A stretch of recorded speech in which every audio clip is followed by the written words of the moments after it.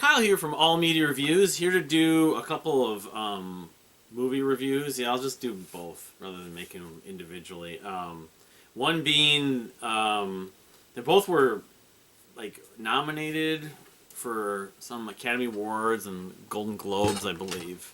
One being Past Lives, which is I don't know if you'd call it an international film, but somewhat, I guess. And the other one's American Fiction. So, talk about Past Lives first. I saw both of them over the weekend. And Past Lives is a story about... I mean, I can just read the tagline. Every time I read these taglines on IMDb, they don't ever fully capture what I necessarily think about the movie. They're close, but not exactly.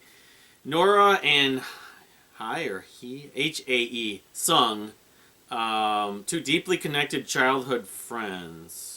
Oh, that's right. Nora and... Yeah, the two characters. One is named Nora, or actually it's... her character originally is known as... Young? Something Young? Yeah, something like that. Anyway, in Hae Sung, a guy and a girl, a boy and a girl, deeply connected childhood friends, are wrested apart after Nora's family emigrate from South Korea. 20 years later, they are reunited for one fateful week as they confront notions of love and destiny. Yeah, again, it's another case where it's a summary. It covers some of what the movie was about. Let's put this down. Directed by Celine Song, which I think this... I was looking at this person's credits. Born in 1988, so it's this woman... She's from Korea, maybe. But... Not sure. But, it's like her directorial debut, I guess. But, and it, doesn't have any, relative known names that I know of. Greta Lee, plays Nora. T.O.U. plays Hae Sung, and John Magaro plays Arthur. Then there's the young version of Nora, or, Soon Amun, yeah. That was her name exactly. Anyway. It's kind of a straightforward... The story is, they were... The boy and the girl knew each other growing up. Then she moves to... It's actually Canada. Her father, I guess, was a director pursuing directing films, I guess.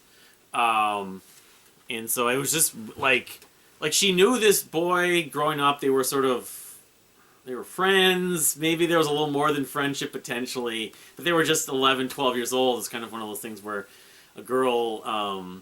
bugs you or says she, goes after you, but she really likes you in some ways. It's like her way of showing... I don't know.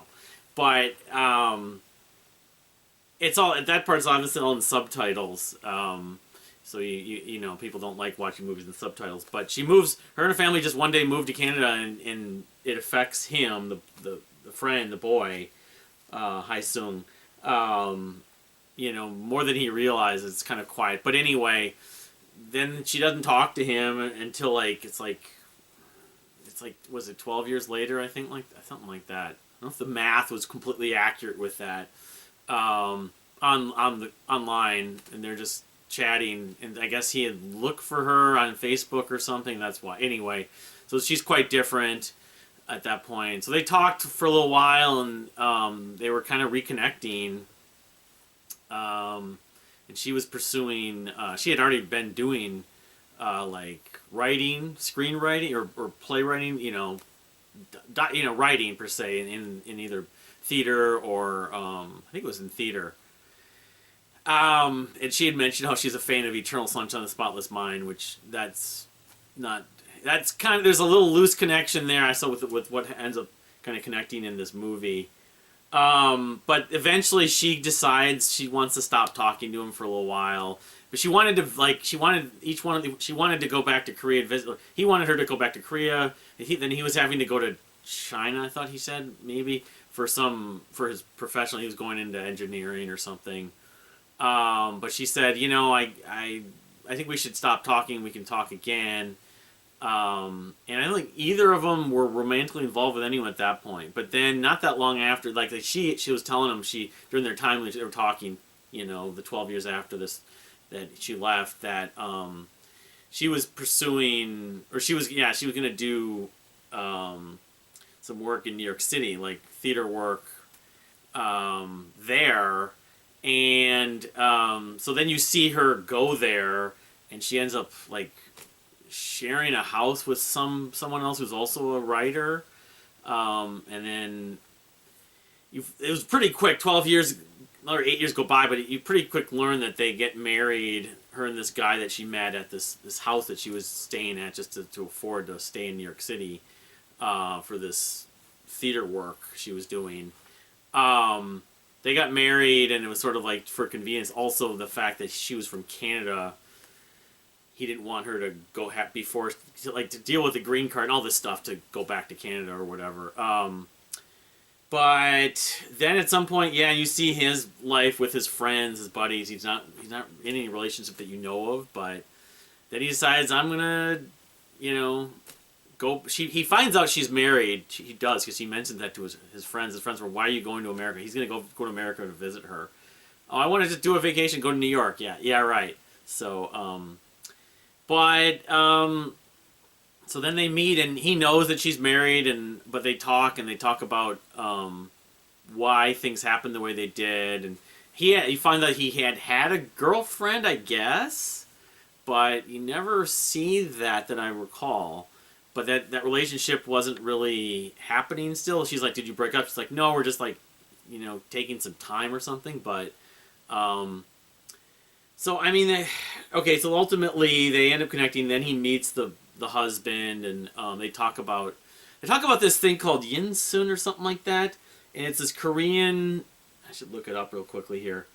In the Korean culture, Yinsun, about like souls like knowing each other in past lives, and that's why it's called past lives. I think it's called.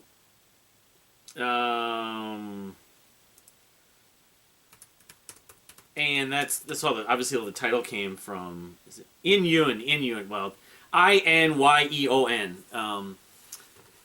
So, they talked about how things could have been different, and had she not been forced to move to Canada, in fact, or North America, and then eventually America.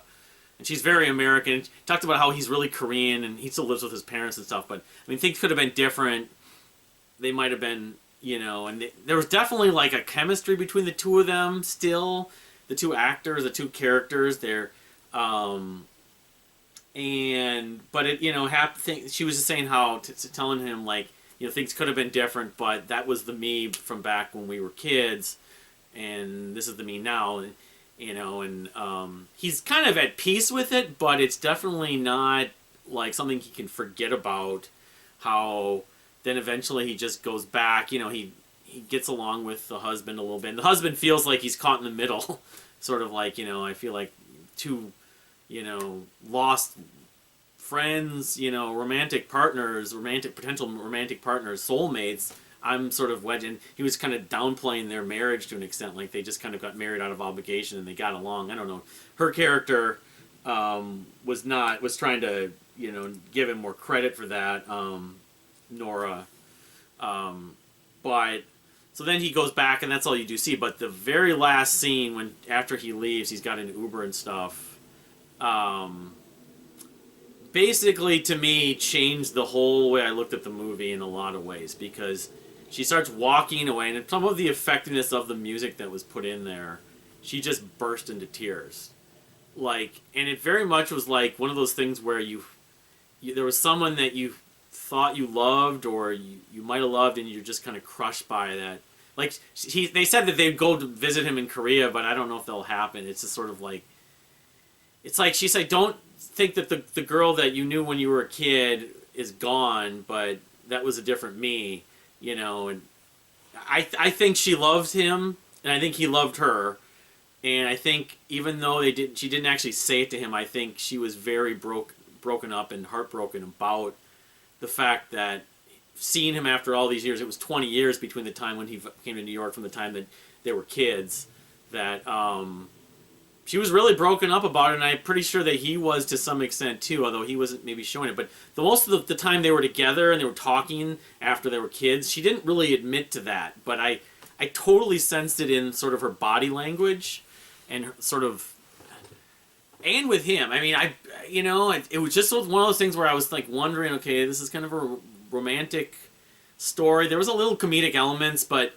how is it going to end here? They just met each other. People, you meet someone you knew as a kid. It's like a high school reunion thing or something. And I admit that there were some girls that I knew that I was like friends with that I don't know. I think things happen for a reason, but it's almost the way they were talking about the Ian. What is it called again? Ian Yoon.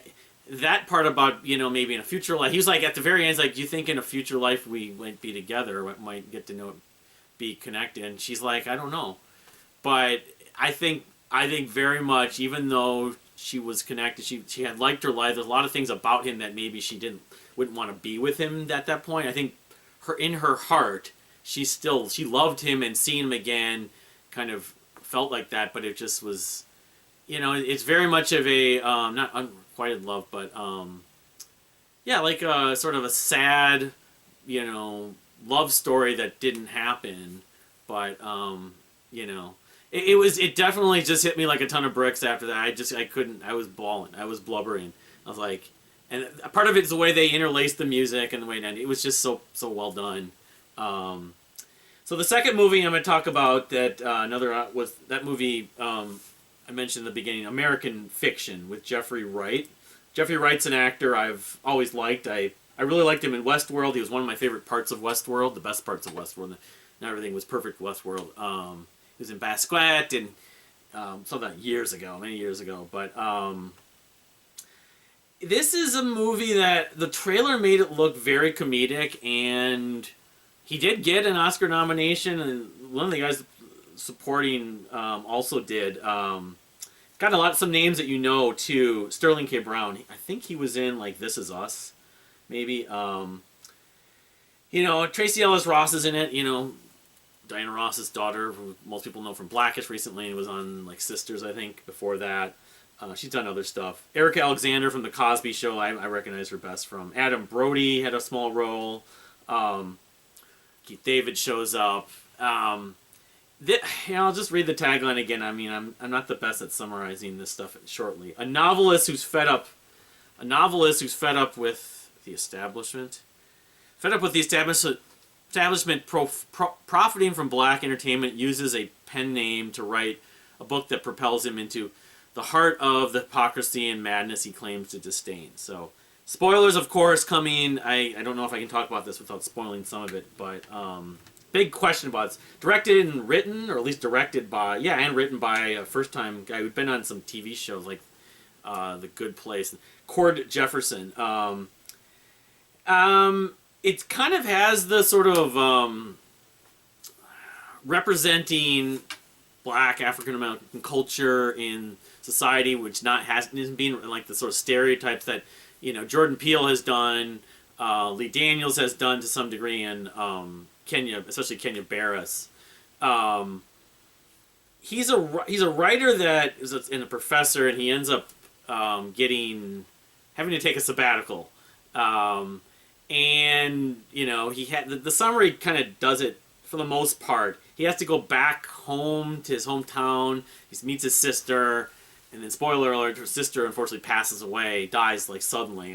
That was sort of a convenient plot device. But then he has a brother too, and then he meets this neighbor, and his mother's having early Alzheimer's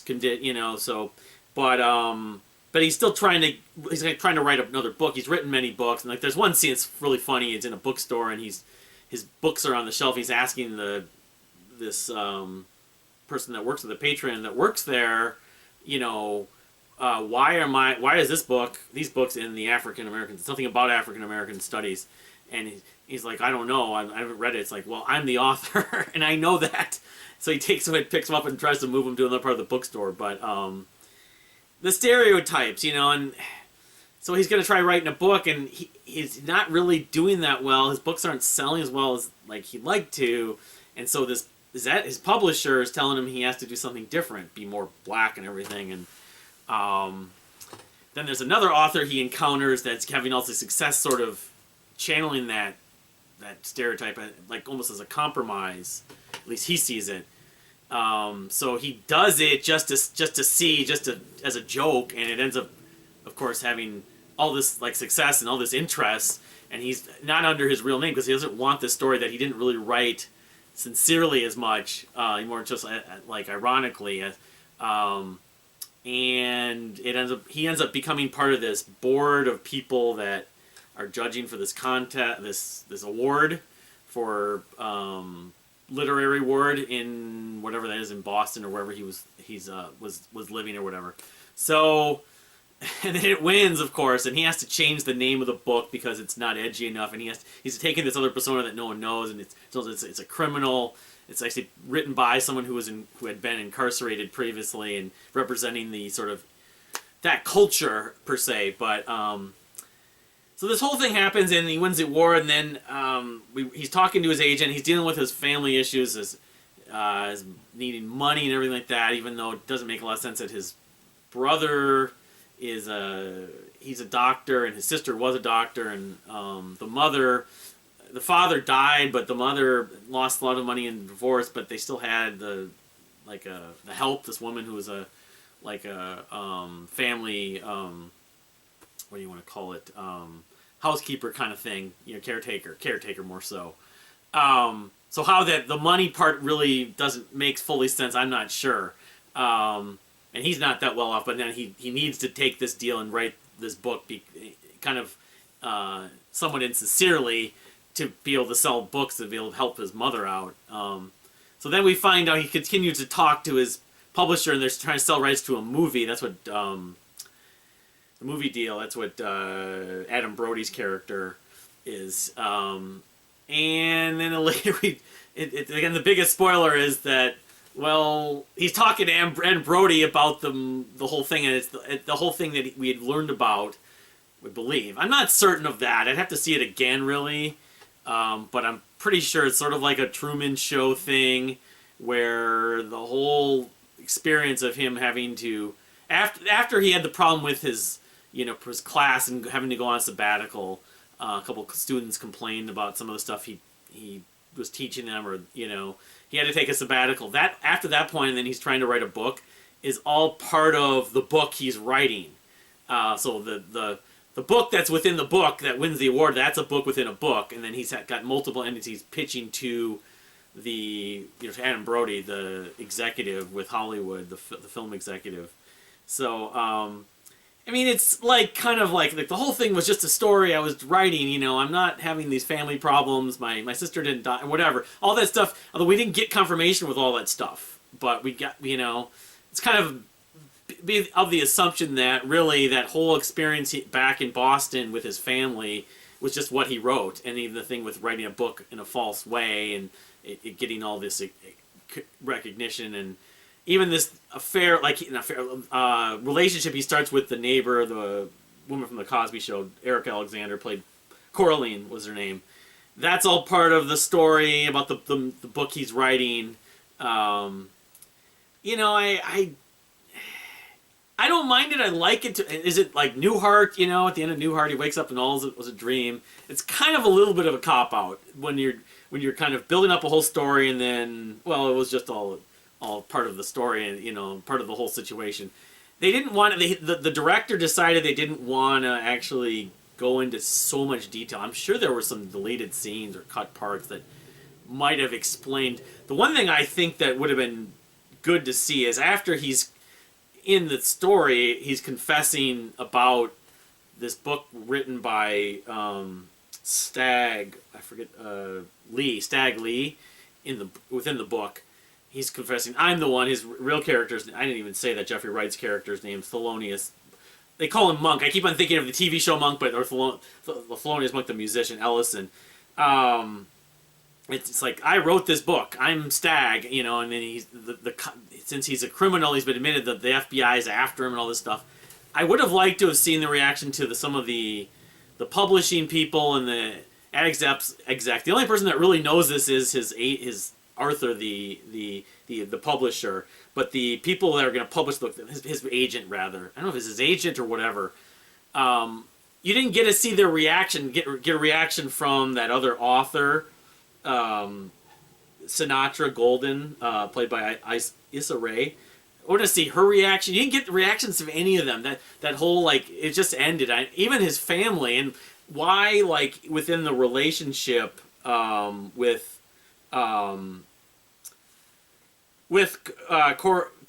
Coraline, why he couldn't just tell her what's going on. He's dating her. I guess he wasn't going to tell her everything. He just recently started dating her within, like, whatever it was, a month or two.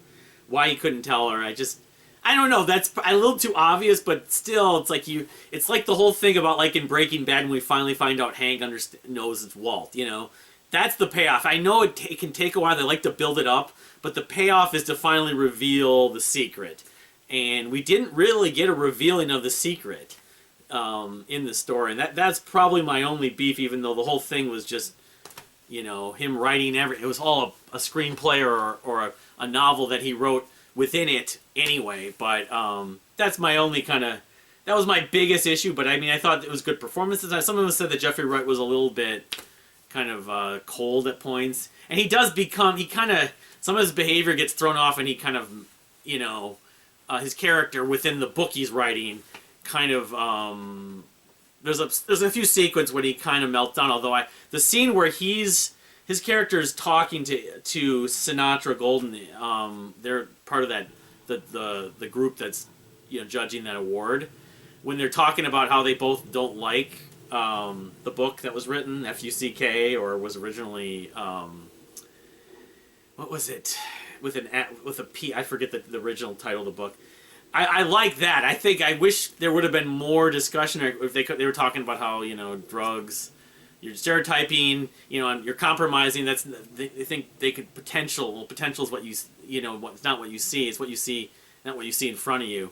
I don't know. I thought that discussion could have been more to that discussion, and even with the rest of the panel. But the rest of that panel was not. They weren't African American people. It was all white writers, but. I don't know. It was effective. I mean, it was effective, but at the same time, it wasn't. I mean, the funny bits in this movie are pretty funny. Naming the book Fuck, it just was sort of. It was just on the nose, but then eventually became very comedic. To see the reaction to the publishing people, he wants to change the name of the book to that, and. But yeah, I mean, I give it a reasonable. I think between the two, Past Lives was definitely more rewarding, the two, but I still think American Fiction was definitely worth seeing. It was still a very good performance by a few people. I mean, I can't remember if Sterling K. Brown actually won the Academy Award or just got nominated. But yeah, I mean, no, good. Both are good movies. So that's the wrap up for those two movies. If you've seen any of those movies, I'd love to hear your thoughts. But I have some thoughts about YouTube recently. I'm going to do a short or something, because all these videos I make keep on dropping in views, and I'm really getting frustrated with that. I just want to just, you know, if it was my blog, I wouldn't care. I don't care. I mean, I still look at the number of times it views, but views in the loaded pages, hits on the blog, do not drop, as far as I know. But YouTube and their algorithm about removing bot views or not full views, I don't get. I don't think it used to. I think that's a new thing, at least relatively new, and I never noticed it until the last few weeks. Because the last Album of the Year video I just made on Friday it had 14 views on Saturday morning, and now it's at 3 views. I don't know what happened, but you know, it's reason that I have interest to try to think about going to TikTok at some point. I want to finish these projects up, which are going to be many months from now, but at that point, I'm not sure. Otherwise, if I could remove the view counts and the subscriber counts, I would, but you can't do that, I don't think so. But thank you for watching, and we'll see you next time.